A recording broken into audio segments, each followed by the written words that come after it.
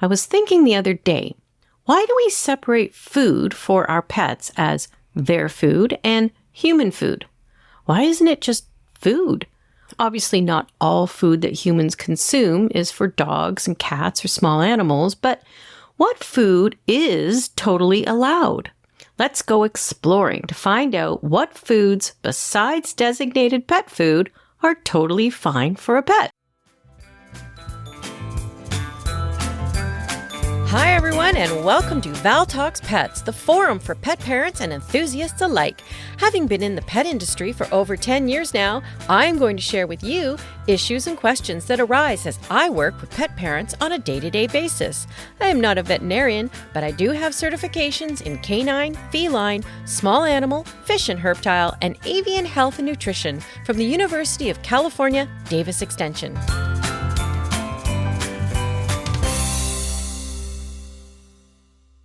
Let's start with proteins. If you look around the pet specialty store or ask an expert, you will find just about every protein you can think of. The most familiar ones are chicken, turkey, beef, lamb, fish, usually salmon or whitefish, possibly herring or another fish. Pork and duck is also mainstream these days. Now, if you wanted to feed these proteins to your pet in the same form as you would consume it, meaning not in kibble or freeze-dried or raw, you would need to buy the protein in the leanest form. Basically, you need to debone and skin the protein you are cooking. So if you buy boneless, skinless chicken or turkey, you are good to go with the cooking.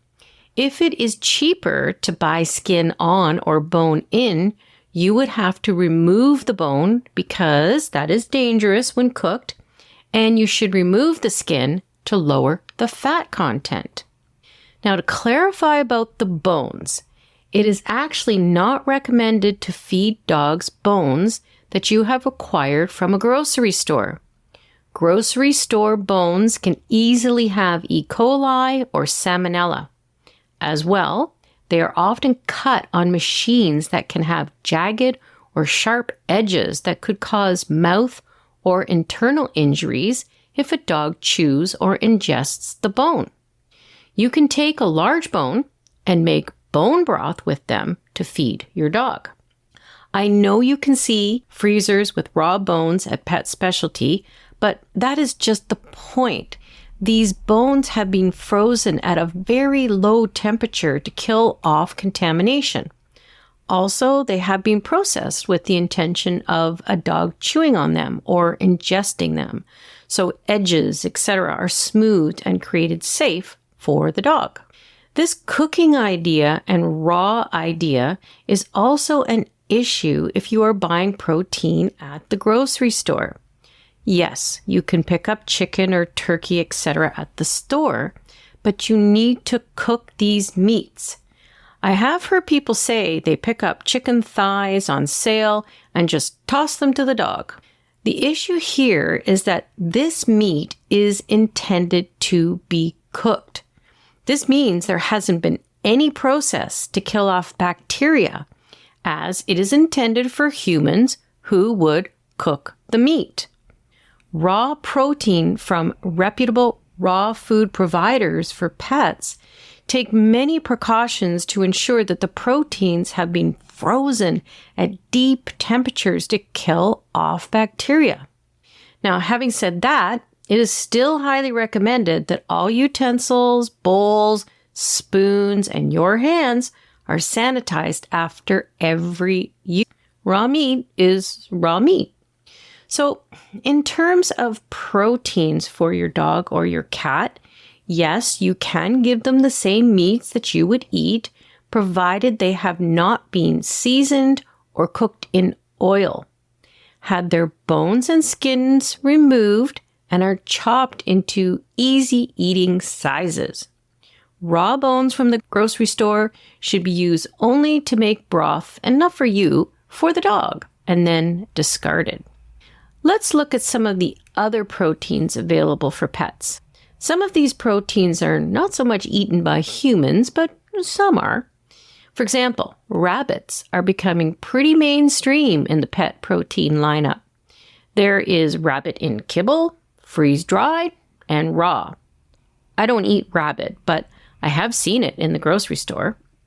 Another novel protein, as they call it, is bison. I have seen bison burgers at fairs, but I don't think I've seen actual bison meat in the grocery store.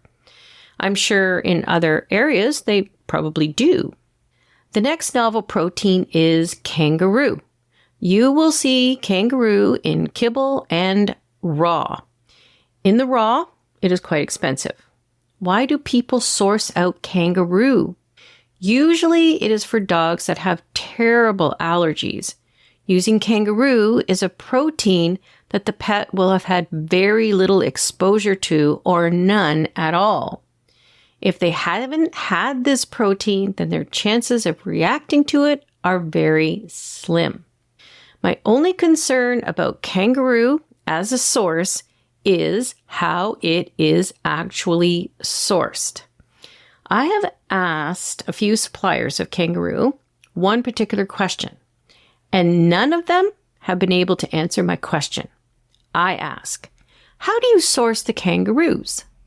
The answer I get is that, yes, they are sourced through hunting with very strict licenses being issued. How strict? Who issues them? All I get as an answer is the government. Then I ask, once the hunters have their permits, how do they actually hunt the kangaroos? I usually get a blank look. So I will clarify. Are the hunters sitting in a blind? Are they shooting the kangaroos from helicopters? Are they running them down with ATVs? The answer I get is, I'll have to get someone to look into that for you. Well, my reaction is, if you are selling a product, shouldn't you know how the product is sourced? Now, I know this is off on a bit of a tangent here, but indulge me. Nike, the shoe company, was found to be using barbaric and cruel methods to harvest kangaroos for their skin to be used in shoes. Nike announced that they would stop using kangaroo leather in 2023. They were caught out doing some rather horrific practices, and once this came to light, basically, they didn't have much choice. Co-founder and director of Kangaroos Alive, Mick McIntyre, said, "Kangaroos aren't farmed. Commercial killing is done in the middle of the night, in the middle of nowhere. The regulations of the industry are almost impossible." There is a lot more to this, but for that reason, I'm not a fan of kangaroo being used in pet food. And of course, that is my opinion. Moving on, my next protein, I would bet, is not a popular one with many humans at this time. I can't say I have seen this protein for humans anywhere.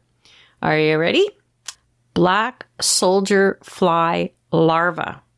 Yes, some companies are making kibble with black soldier fly larva.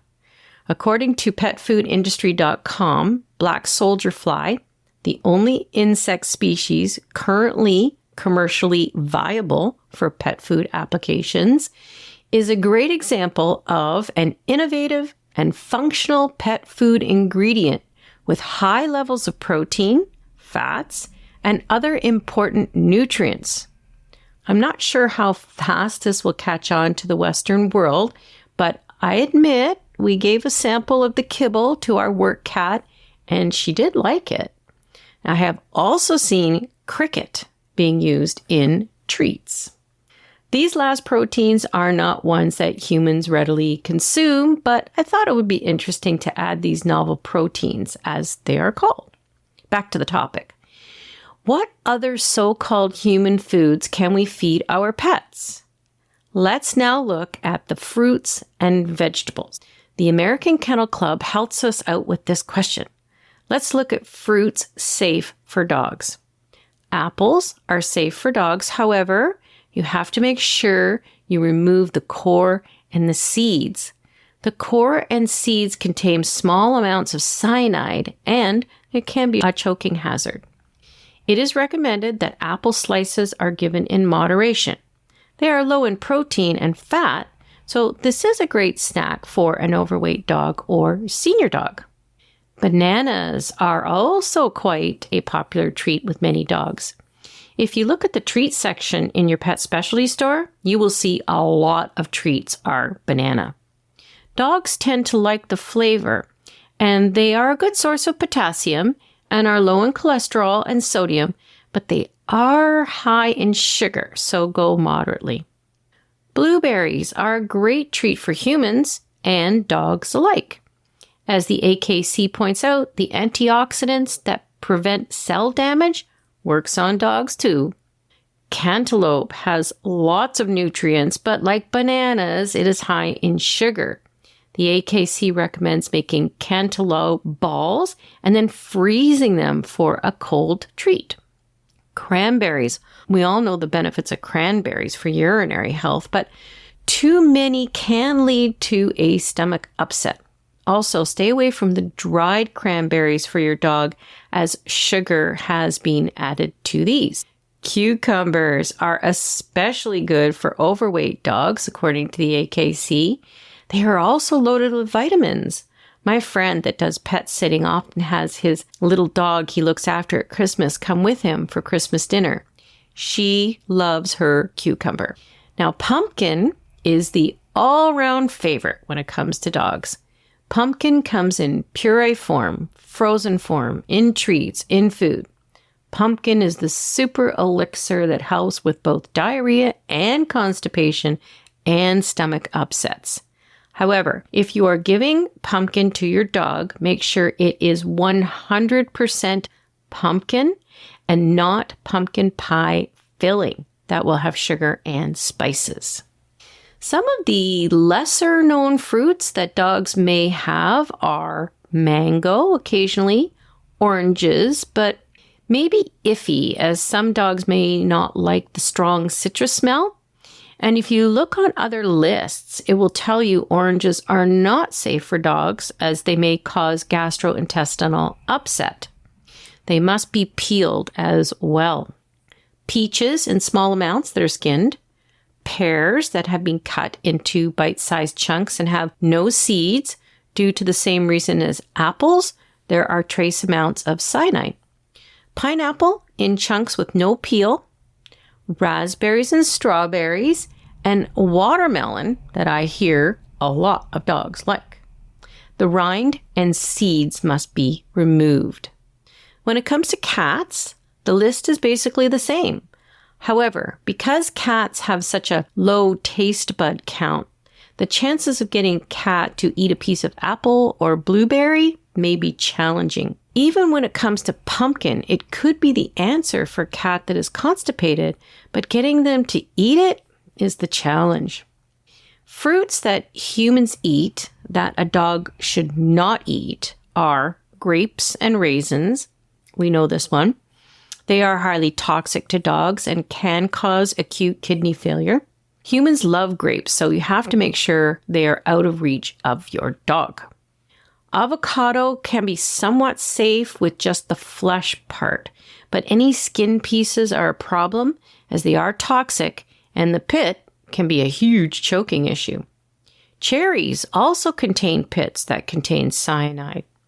Tomatoes that are ripe are fine, but make sure no green parts or stems and leaves are ingested as these contain solanine, which is toxic to dogs. And persimmons are off the list due to their seeds that can cause intestinal blockage. When it comes to cats, again, the list is the same.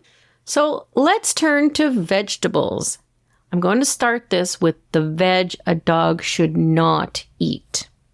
Asparagus.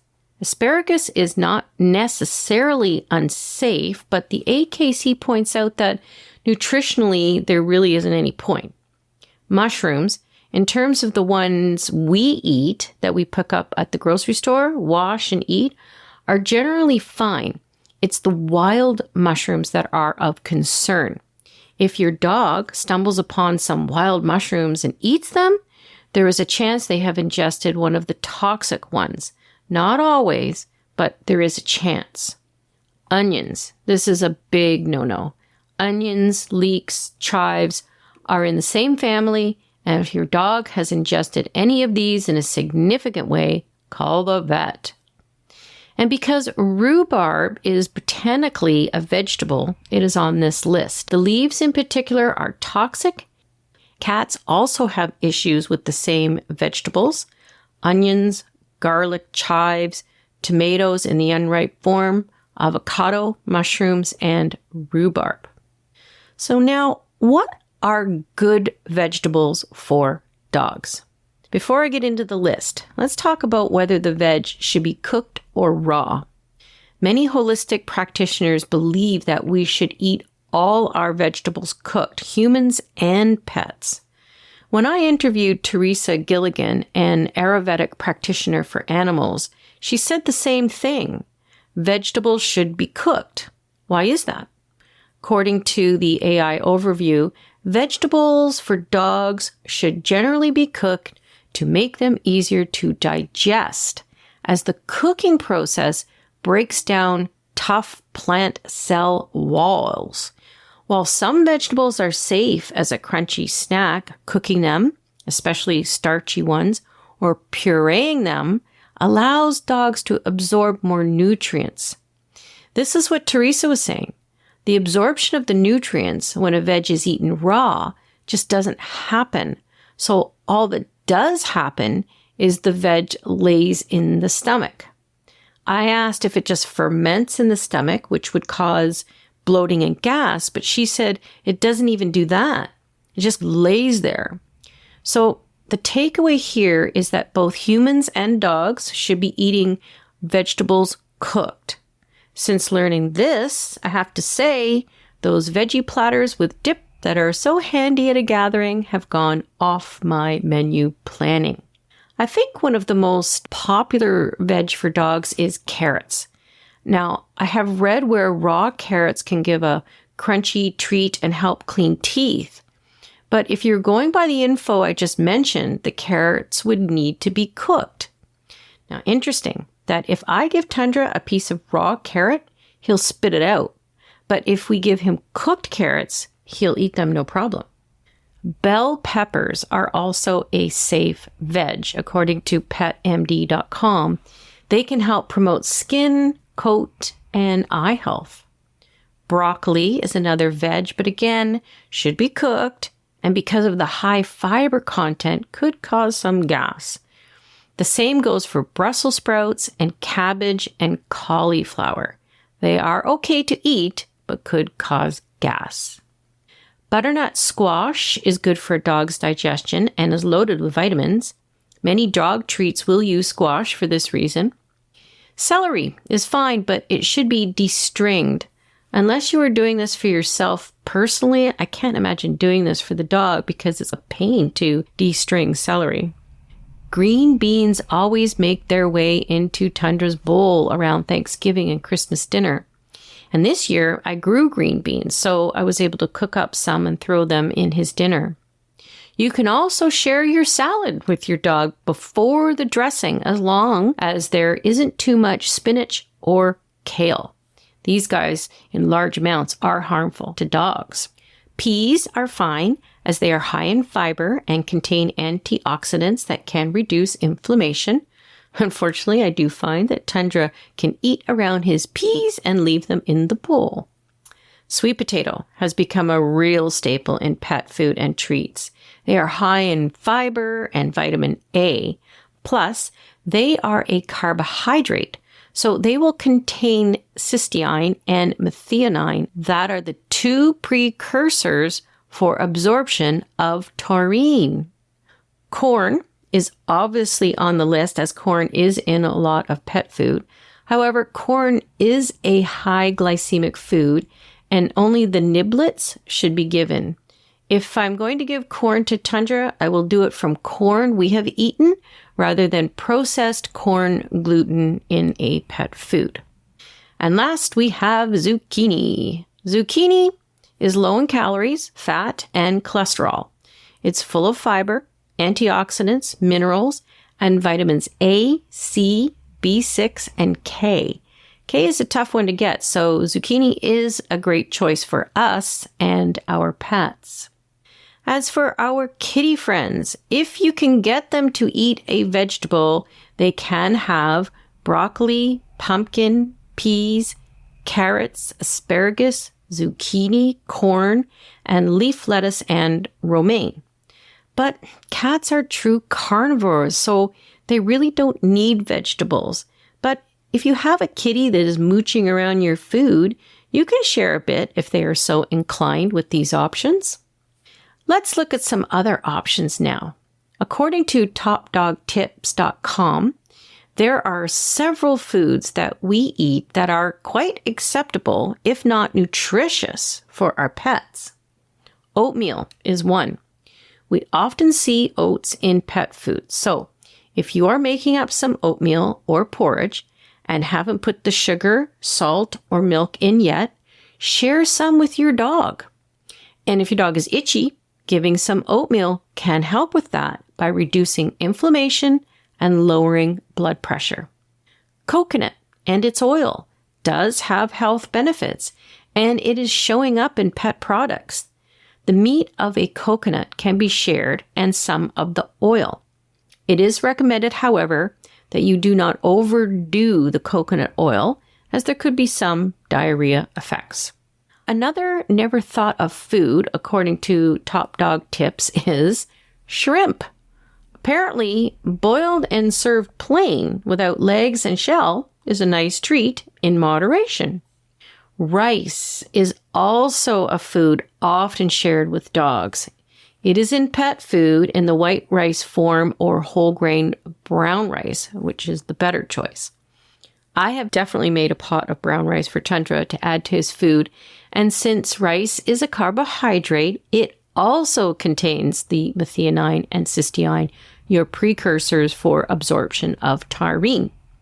I keep saying, if you don't want to change your dog's food because he is doing well on it, but the vet keeps saying you need to have a grain, just make up a pot of brown rice and add this to the food.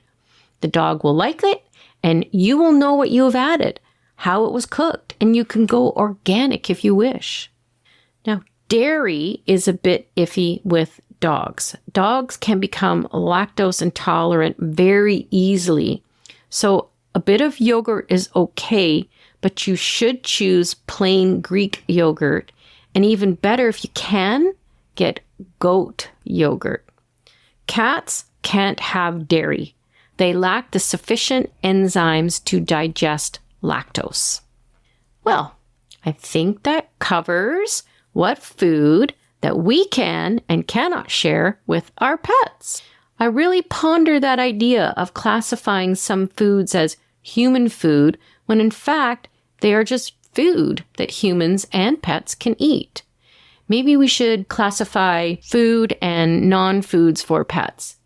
Either way, there are a lot of great proteins, fruits, or vegetables that dogs and cats can enjoy. But if you are thinking about sharing a certain food with your pet and you are not sure if it is okay for them to have, just do a bit of research and err on the side of caution. Because as I say, knowing is caring.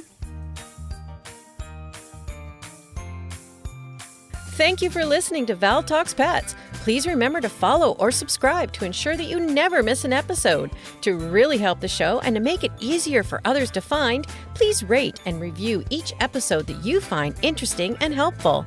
And don't forget that you can also email me at val@valtalkspets.com with topics you would like me to address or with any questions you may have. Also, check out my website at valtalkspets.com and let me know what you think and how we can improve upon it. Thanks for caring.